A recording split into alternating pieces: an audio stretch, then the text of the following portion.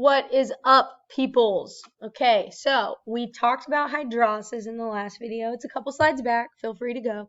Okay, but today we're going to talk about those polymers and those monomers and all that jazz, and we're going to talk about them actually framed in the scope of the 4 macromolecules that you are responsible for. So the 4 macromolecules are carbohydrates, lipids, proteins, and nucleic acids, okay?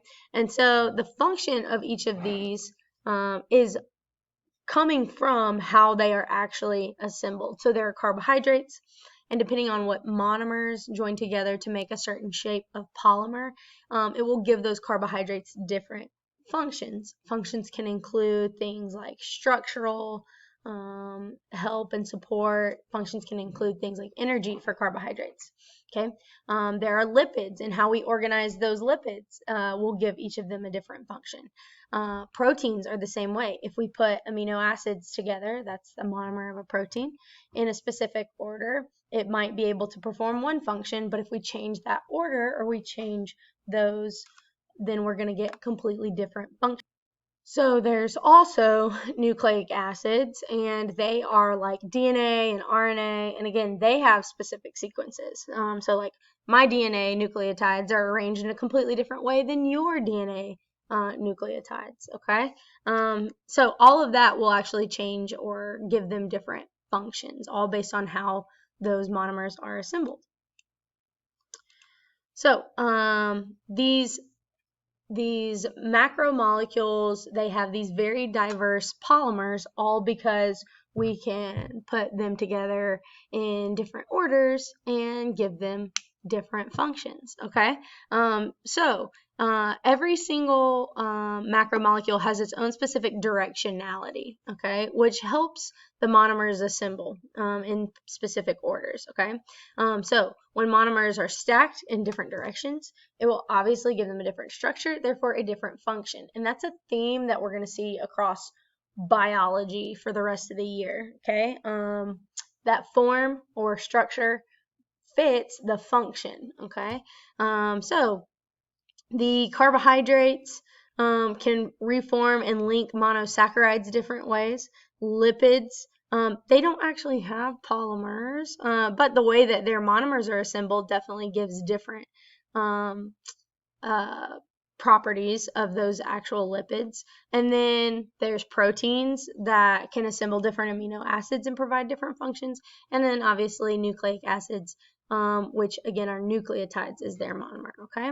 So we're going to get into the specific directionality, but for the 3 that definitely have big polymers, there are nucleic acids we talked about, and those typically align in this 3' to 5' fashion, okay? And they kind of go reverse of each other, and we call it being anti-parallel.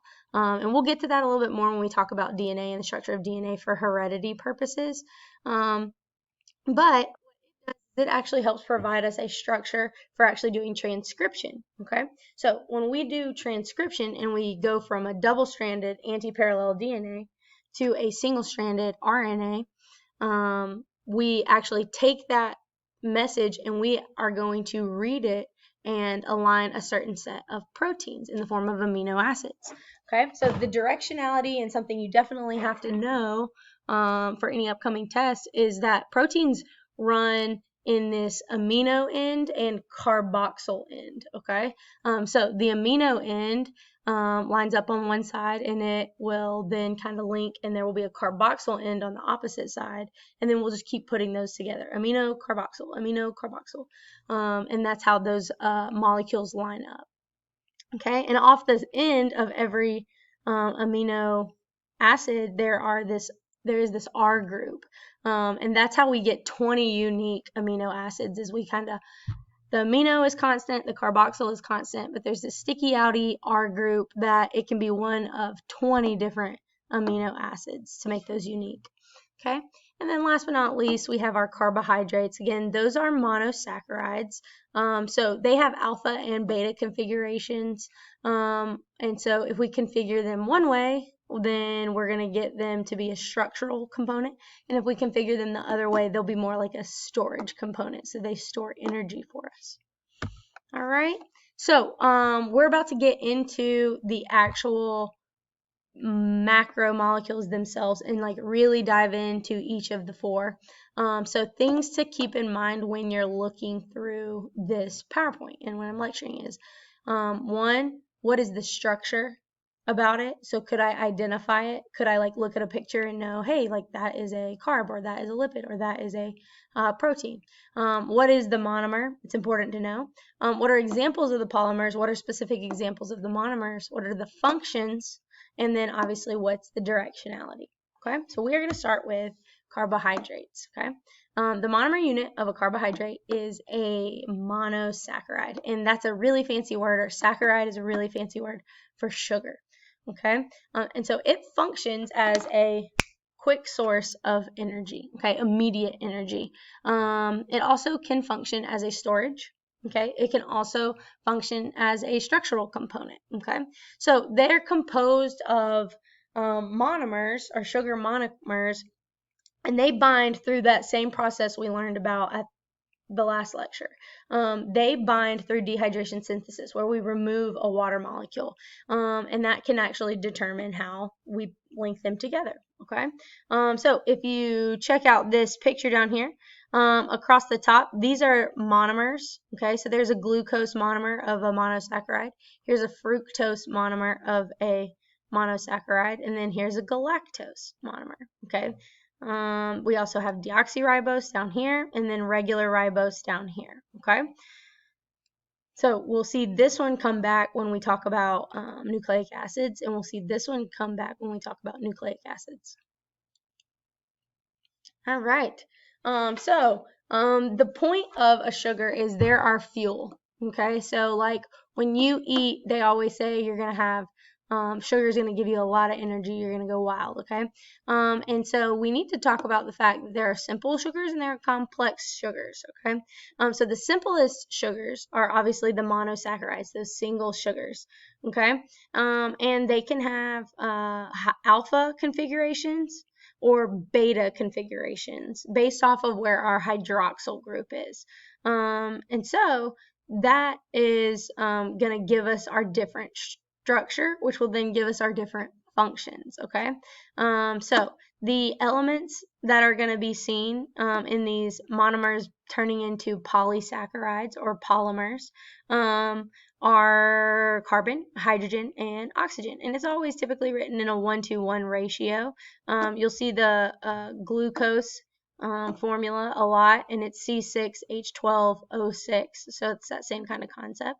And then they will have multiple of those hydroxyl groups, those OHs. Again, and where those OHs determine if it's alpha or beta. Okay. Okay, so here's our awesome process of dehydration synthesis happening with our sugars, our monosaccharides. So here we have two monosaccharides, two glucoses. We are going to remove an H and an OH to make H2O removed. And then we're left with a maltose, which is a completely different structure than taking a glucose and a fructose, removing those two, removing water from there to join those together through dehydration synthesis and getting a sucrose. Okay, and so what you'll see is this will function differently than this, okay?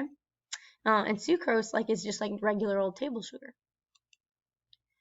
All right, so the bonding of two glucose units will obviously form that maltose, like we said, with a glycosidic link, okay? So it's important to know what things are being bonded with, okay?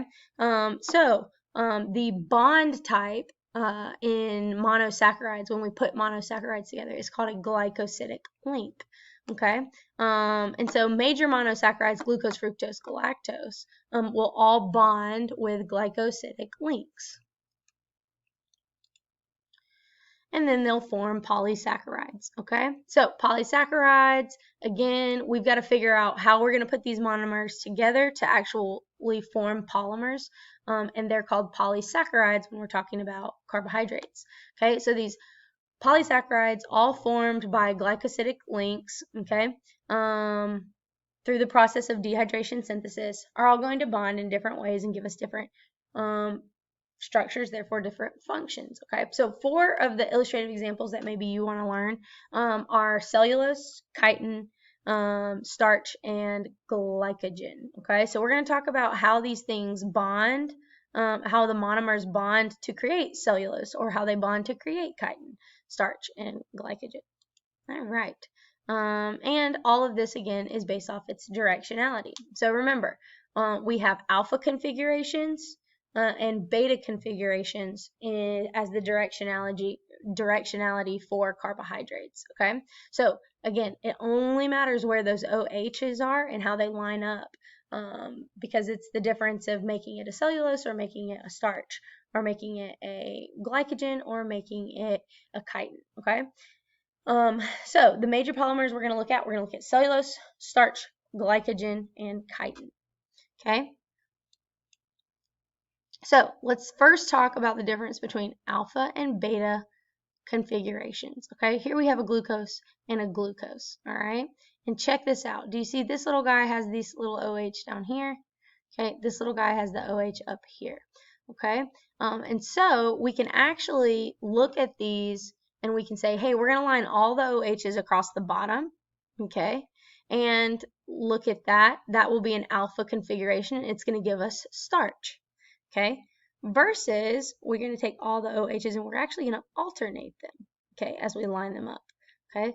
That's going to give us a beta configuration, and that is actually going to give us a cellulose. So these are like how we can line up monomers and become different polymers. So a starch, okay, configuration, this is actually a stored energy for plants, okay? Like you've probably heard of potatoes, they're really starchy. They're a lot of carbs. And their configuration looks a lot like this, okay? They're stored energy. We can break those down. They're complex. We can digest those as people. We like them. They give us energy, okay? Versus a cellulose configuration, which bounces back and forth. Now, where cellulose is found is it's found in the cell walls of plant cells. And do we want plants to just fall apart? No, we want really sturdy, able to stand up structures, and so that's where the cellulose is. It's in those cell walls, really strong molecules, really strong configuration. So beta, the OHs bounce from side to side, and you can see that they're like a very sturdy, very strong structure, versus a starch where all the OHs are in a single line. They will give us the function of energy, okay? All right. So again, the nature of those bondings, how those OHs lined up, how those bonds create, will give us an alpha or a beta configuration, and it will tell us if it is for the structural components or if it is for a storage component for our energy, okay? So the polysaccharides of starch, we said, was the plant version of a stored energy, okay? And we can get even more complex and talk about how starches can be branched and unbranched. But we also have a storage polysaccharide in animals as well. It's called glycogen, okay? So when we are eating a lot of sugar or something like that, we might want to store some of it and it go into extras. And a lot of you guys have heard that it goes straight and turns into fat. But one of the ways that our body actually likes to store stuff is in this form called glycogen. Okay, so it's a polysaccharide. It's a complex sugar, but it's the storage unit that we have for storing our sugar. And then when we need a sugar burst, we can break down our glycogen and we can have available sugar and make sure our blood sugar levels are balanced the way they should be. Okay, and all types of glycogen are branched. Okay, so you can see here glycogen, we see these branches of our monosaccharides. Here you can see our singular starch, amylase. You can also see a branched version of the starch here. Okay, so both of these are stored energy. Okay, plants obviously are going to do that through starch. Animals are obviously going to store that through glycogen. All right, how do we provide structure? Okay, so we compared and contrast starch and cellulose at the beginning. We're coming back to cellulose because now we're going to actually talk about that structure. Okay, so cellulose is obviously a major component of our plants. It's where we find plant walls, and they're very sturdy. They have to fill up with water and not pop, or lyse is the fancy word for it. And so they're not going to do that because of cellulose and the way it's configured. Okay. So here we have that beta configuration. We can tell it's beta configuration because we see an OH here, and then we see that hydroxyl group move up here. Okay, and they alternate from sides to sides. Okay, and this gives us these really nice microfibrils in plant cell walls to make them really, really strong. Okay, so here's a cell. You can see the really tough cell wall around the outside, and it's going to keep it together. It's going to keep it strong. It's going to allow it to stay upright and help the structure of the plant. So cellulose is the structural formation of carbohydrates in a plant. Okay. Now here's a cool thing about a cellulose. It is so strong, it's actually really hard to digest. Okay. So we'll get to this at another point in the year. But enzymes that digest that starch, they can do it really easy. They can hydrolysis, okay, they can break those links pretty easily. But we can't just hydrolysize cellulose. It's really hard to pull those back apart just because of the way they're configured. Okay, so cellulose in humans food passes through the digestive tract. It's an insoluble fiber. We love fiber because it like runs straight through you. It's kind of sticky. It grabs some cholesterols and saturated fats as it goes through, and it cleans you out, which is why like eating greens is really good for you because they're filled with cellulose. So there are, however, organisms that eat things like grass that would have a lot of cellulose in it all day long, like cows and horses and things like that.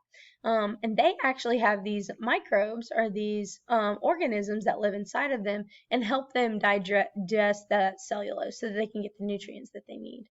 Okay. Termites are like this. Cows are like this. There are some fungi that have these enzymes in them, these microorganisms that have these enzymes that are going to help them break stuff down. And this is actually called a mutualistic relationship. The gut bacteria that we have that helps us and keeps us healthy, it's mutualistic to us because we give it a place to live, and they get, to eat food in our stomach and everything. And so same kind of concept here with the cows, with the fungi, with the termites. There's this mutualistic relationship between the bacteria and the organism. All right, so we saw that the cellulose is the structural component of a plant. The structural component found in animals, okay, is called chitin. Okay, so it's a super strong thing. Chitin is found in your fingernails. You can tell that it's a structural thing. We don't eat our nails to digest them. They're there as like a structural component. It's also found in insects, so their hard exoskeleton here. This is all chitin to help keep them safe. And then even in different surgical instruments, surgical thread is actually made of chitin. To help it support. Okay, so it provides support for the walls of many fungi as well. So cellulose is the cell walls in plants. Chitin is the cell walls in fungi, and it is just a support system. Okay, a little support. All right, so I hope that helped. I hope that you can recap that you found what the structure was. You now know what the monomer is. You could give me some examples of polymers like chitin and cellulose and starch and glycogen. You can give me some examples of monomers like glucose, fructose, galactose. You know what its functions are, and then obviously you understand the directionality of like alpha configurations and beta configurations. So hope that helped. If you have any questions, please let me know. Other than that, you guys take it easy.